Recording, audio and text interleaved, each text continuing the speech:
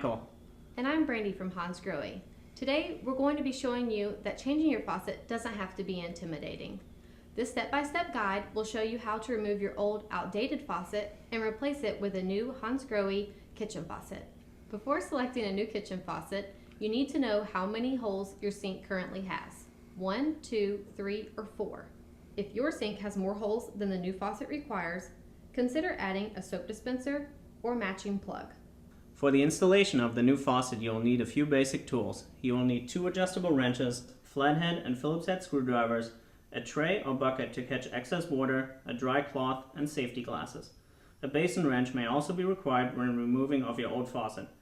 To remove your old faucet, start by turning the hot and cold water supplies off. These are typically found under your sink. To release pressure in the lines, turn your faucet to the on position and then back off. Next, use the adjustable wrench to disconnect the water supply lines. Keep a tray or bucket handy to catch any remaining water left in the lines. To make removal easier, we also recommend that you disconnect the water supply lines from your existing kitchen faucet.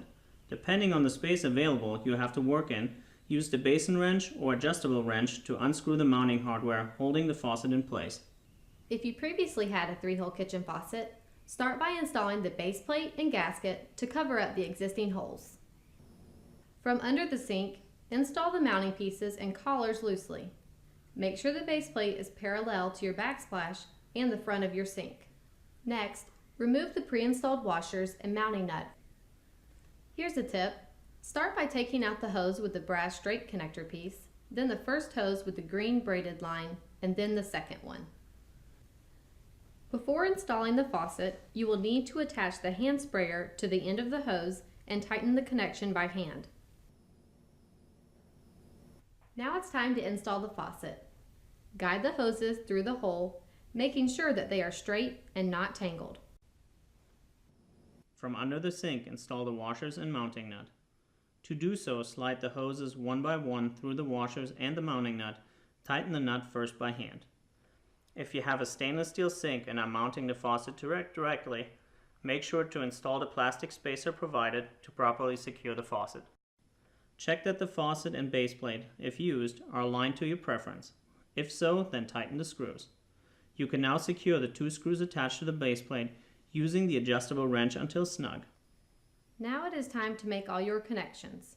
Connect the hand spray hose to the outlet hose. Pull down moderately to ensure proper connection is made.